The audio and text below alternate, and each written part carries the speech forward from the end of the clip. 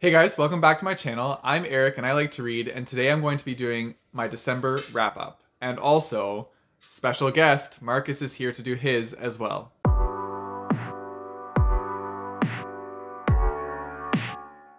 So before we get into the video, I'm going to start by saying if you can hear the cat eating, that's because we moved his food dish upstairs.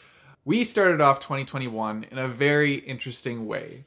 So it began with our water heater having a leak on the inside of it and turning off the pilot light so we didn't have any hot water for a certain amount of time.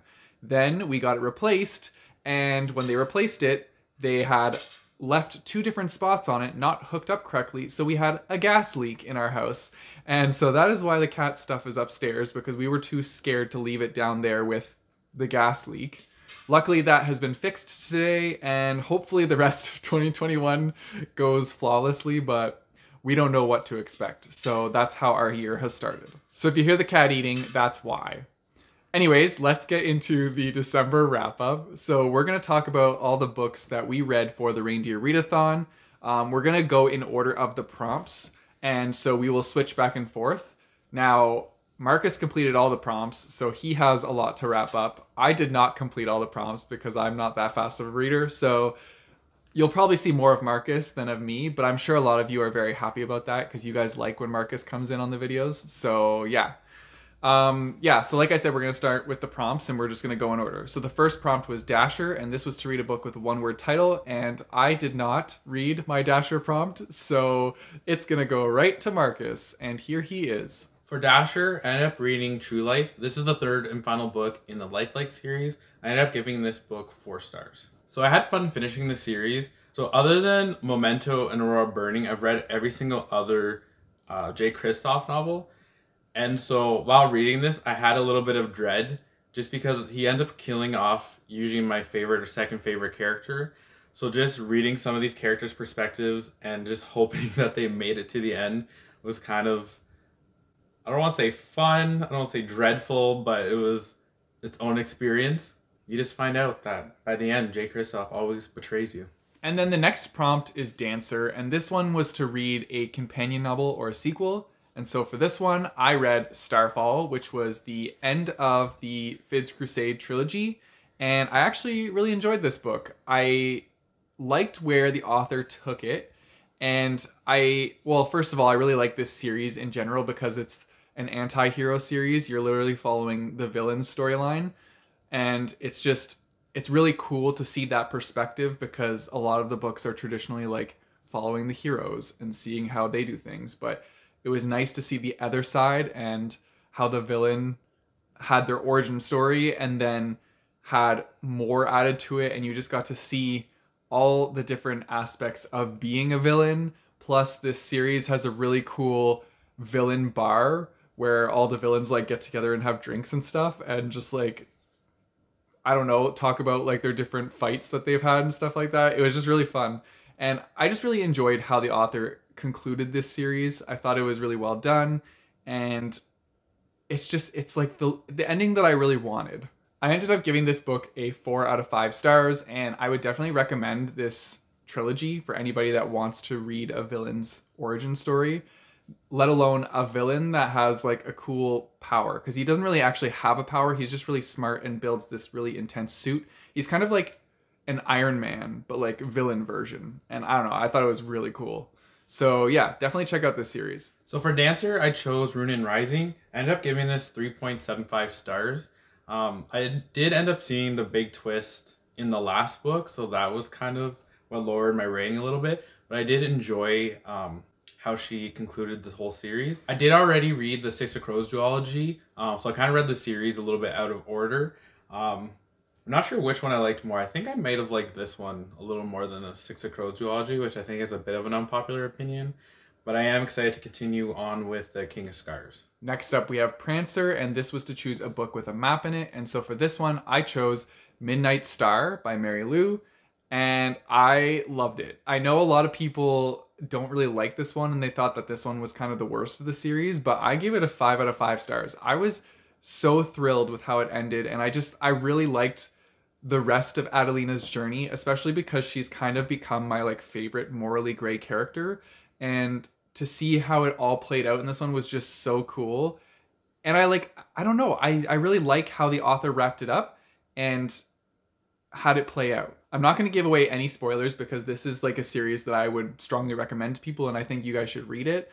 But if you do, expect a lot of intense battles at certain parts and lots of political intrigue, which is really like a key thing that drew me to this series. And then also, of course, the morally gray characters. They make this series very interesting and a lot of fun for me. I don't know, I like dark books, so like it gets dark a lot at different times in this series, and this was like the finale of that darkness, and I was here for it. So for Prancer, I chose A Court of Wings and Ruin by Sarah J. Maas. I gave it 4 stars. I think I've given every single Sarah J. Maas book 4 stars. They'll never be favorites, but they're always easy to read, and they're fun and just enjoyable. So yeah, so I just really like her writing style. Easy to digest, usually pretty good between heavier books. And this is the book that I chose to use for my Christmas star. Then we had Vixen, and that was to read a book with a fox on the cover or in the title. Alternatively, you could do a book with a strong female character, just because books with foxes are kind of hard to come by. So there were the 2 options. I didn't complete this prompt, but Marcus did, so here he is. For Vixen, I chose Shadow of the Fox. I was really hoping to give this book 5 stars because I heard a lot of people kind of compare it to kind of like reading if it was like an anime. And I can kind of see where they're coming from, but unfortunately I only gave it 3.5 stars. I did think it kind of read a little younger on the YA spectrum. Like a lot of times in the book, it's kind of like an adventure book, and they'd be going from place to place to the final destination, and they'd hear conversations saying about in the next village there's a monster over there, and then you'd obviously know that it would show up in the next chapter. So that was a little bit disappointing just because everything was kind of obvious and you knew where it was going to go. But that being said, it also made the story filled with a lot of action, so it was easier to read. So it was really good to choose during a readathon. I was also surprised with the main character. I thought she was gonna kind of be like a badass, like super strong main character, and she's kind of more of like an innocent, kind of sheltered child who doesn't really know much about the outside world. So it's kind of fun seeing a complete opposite of what I thought she was gonna be. But yeah, definitely planning on continuing with the series soon, and hopefully she does mature a little more and become a little more badass. Then we had Comet, and this was to read a book that intimidated you, and I didn't do this one either, so here's Marcus. So for Comet, I chose Sword of Kaigen. The reason why I was kind of intimidated by this book was because I saw so many people who I follow on Goodreads and on BookTube rate it really highly. So I was kind of putting a lot of pressure on this book and hoping it was going to become a 5 stars. Unfortunately, it didn't quite make it that high on my rating. I'm not sure yet what I'm rating it, but I'm leaning more to 4.5. I really like how the story was told. It was split between 2 different perspectives, between a mother and her son. And it was kind of interesting seeing how the son's perspective was a little skewed as he was growing up in this small little town, and then how the mother has a little more history outside of the town and then came later in her life to this small town, how her views are different from anybody else's in the town. This book also had kind of odd pacing. Typically in fantasy, you kind of have this build up to action, or it's getting more and more intense towards the end, and it kind of climaxes, and then you have the little, I don't know, conclusion at the end. And this book doesn't do that at all, which I kind of found really refreshing. So even though this book has a really cool action with kind of sword fighting and some really good elemental magic in it as well, some of the best probably action scenes I've ever read, I do definitely think this is definitely more of a character-driven novel, especially towards the end of the book. So yeah, so maybe not for someone like Eric who's a little more of a plot-driven reader, but it still definitely has a lot of plot in it. Next up was Cupid, and this was to read a book from your favorite genre. And so for this one, I chose saga because it fell into the sci-fi genre. And I was very thrilled with this graphic novel. I'm always thrilled with these graphic novels. I really love this series. This one was actually volume 6 because I'm slowly making my way through the series. And yeah, this one just kept up the pace like all the other ones. It had lots of vulgarity in it, which I was here for. and just continued on the storyline. I really like this series too because there are lots of new characters introduced in each volume, and they all have something different that they bring to the table, but it just like, it adds so much more to it, and I really like being introduced to all these characters. And also in this series, like, you can't really get too attached to characters. Well, you can't really get too attached to anybody in graphic novels. Like, things happen to all different characters, and like, you never know what to expect. And that's what I like about this book series. I'm really looking forward to the next 3. I believe there's only 9 currently out right now, but I heard that they might be making more. So that would be really cool. But yeah, I'm really looking forward to reading more of Saga. For Cupid, I chose Queen of Sorrow. You may notice some of my books are a little bit different from the TBR video. I'm a mood reader, so I was kind of switching my books around as I was going, and I was trying to get the most points first, just because I didn't know if I was actually going to read all the prompts for the readathon. So they kind of switched. I also added or switched a couple books out completely. So for Queen of Sorrows, I ended up giving it 4 stars. I really enjoyed how the author concluded the series too. I found each book kind of brought a different plot line with it, which is kind of really exciting, just because you really got to explore different parts of the world and different perspectives that showed you different views on the world. So I really enjoyed that and just had a different feel with every book. My favorite perspective in this, unfortunately, didn't have too much screen time, but I'm hoping to see her. I know the author has a companion novel set in the same world, so I'm hoping to see a little more of her in this. But I definitely recommend this series. I'm not sure if it's considered YA or adult. I definitely think this whole series is a really good series if you read a lot of YA and you're thinking of starting to read a little more of adult fantasy. So really good books, really cool world, definitely recommend. Next up we have Donner, and this is a book that has something interesting on the inside. So that could be like fancy chapter heads or cool stuff under the dust jacket, anything like that. And I chose Obsidio, obviously, because this book is told in mixed media format. So pretty much like every other page is something different. And it has like even art in it and stuff like that. So I think it's really cool. Also, I gave this one another 5 out of 5 stars because I love this series as a whole. And I think that this was a really good conclusion to the series. I feel like I'm saying that a lot, but like I did conclude a lot of series over this readathon. So yeah, and a lot of them I was very happy with the endings. But this one was just intense. Like I was reading this so fast and enjoying every second of it. And it was just so much fun. I did not want to put it down. I'm really sad that this series is over because I want more books like this. And I don't know where I'm going to find that, but I don't know. Like I was taken on this journey since I started this series in the summer. Thanks to Marcus for recommending them to me. And now like I'm just sad it's over. And he tells me that there is another one called Memento, which is like a novella, but I don't know how to, like, I think we're going to try and get our hands on it somehow. And I really want to read that one too. So funny thing about this series, for Marcus's birthday, I actually got him a sweater with one of the character, Aiden, the AI character in this series. I got him a sweater that says, "Am I not merciful?" on it. And it was really funny because when I was reading this book, he was talking to me about the series and came up to me and said, "Hey, did you know that they like," well, he didn't say, he said he was thinking of getting me something, but he didn't get it for me. And it was a sweater that of Aiden saying like, "Am I not merciful?" And I was sitting on the couch trying not to laugh because I had already bought this for him and it was hidden in our closet, wrapped up for his birthday. And he even said in that conversation that he was like, "I wanted to get it for you, but really it would have been more a gift for myself because I would have liked it more." So that was one way of knowing I got him a good gift. And it was just really funny. I was trying really hard not to laugh.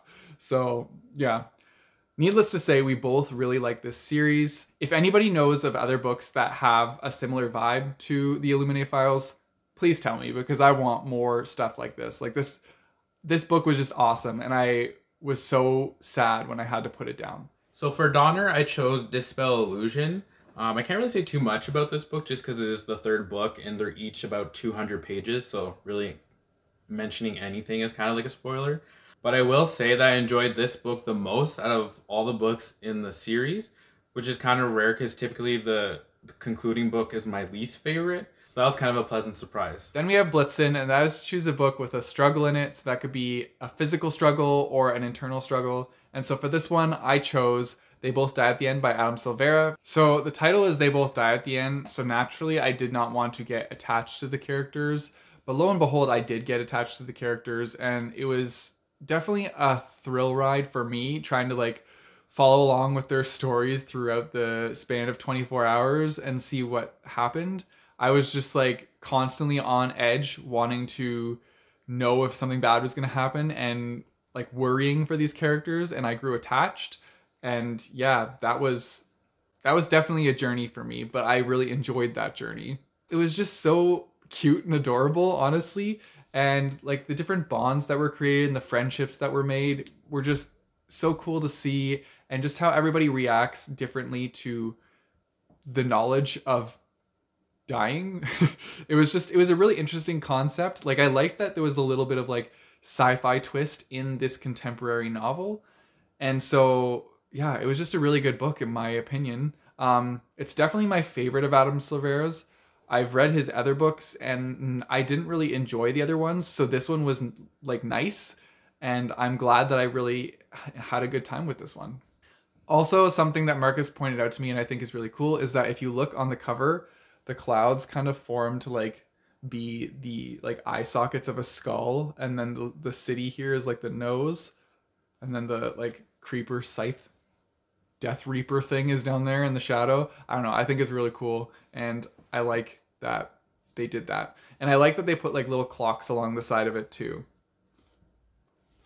Yeah, overall, I really did enjoy this book. So for Blitzen, this is where I went a little more off script. I think I originally chose A Court of Wings and Ruin for this one.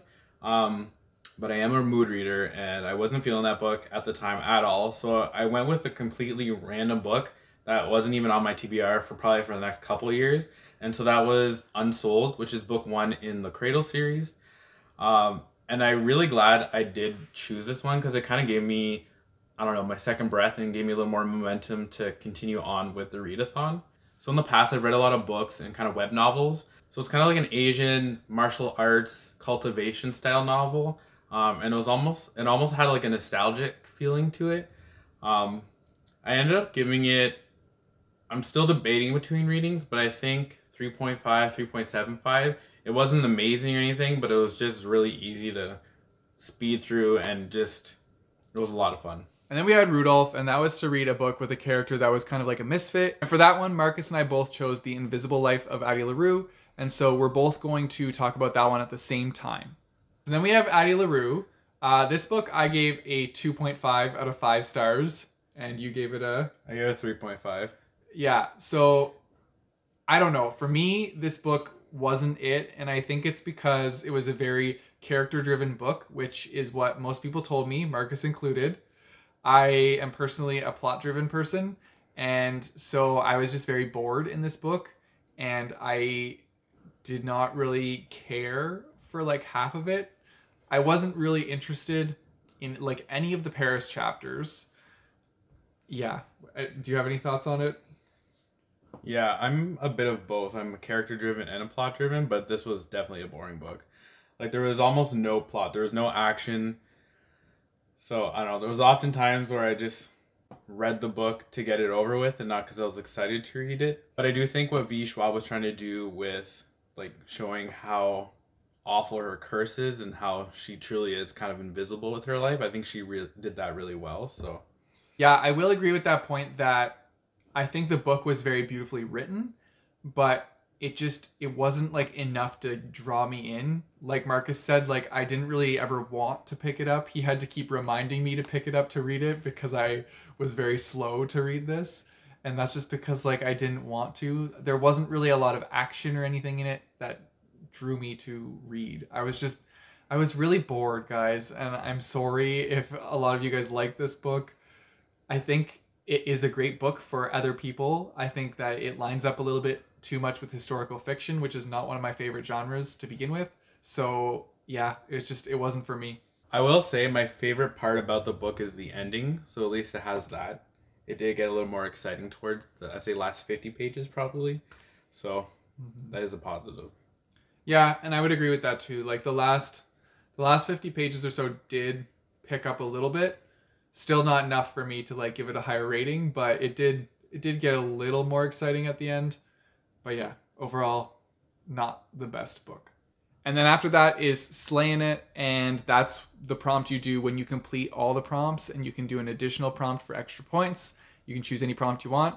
I, of course, did not do that because I did not reach all of the prompts. I only got like 5, 6, I don't know, I can't count. But Marcus did, so here he is to talk about that. And then for Slaying It, I had a hard time choosing what I wanted to read. I knew it was going to be the last book of the year, and I kind of wanted to go out with a bang. Unfortunately, my favorite book of the year is still the very first book I read this year. So I put all my hopes on Legendborn, and did not disappoint. So I ended up giving Legendborn 5 stars. It wasn't quite my favorite book of the year, but definitely easily in the top 5. So in a nutshell, you have this secret society that's kind of built around Arthurian legend and specifically the Round Table. And then you have the descendants of these people who fight demons. And then you also have people who are called Merlins and they're able to use magic. And after Bree's mother dies, she ends up going to the school where one of the societies is, and kind of ends up stumbling upon them and finding out that there might be something related with her mother's death. So she decides to infiltrate the society to try to figure out what happened with her mother exactly. So back in the day, I read the Mortal Instruments series and I really enjoyed it, and this was kind of giving me similar vibes. So I definitely think that if you're into that a couple years back, or even if you read it recently and liked it, I definitely think you'd like this novel as well. And that's the end of our wrap-up, guys. Let us know in the comments down below what you thought of the books that we read, if you've read any of the same books as us, and yeah, just let us know what you thought about them. Anyways, if you want to support me, I have a Patreon and a Ko-fi page, which I'll put in the description down below, as well as a link to get my bookmarks. You guys know the drill. Don't forget to like and subscribe. Hit that bell notification button so you get notified when I post videos.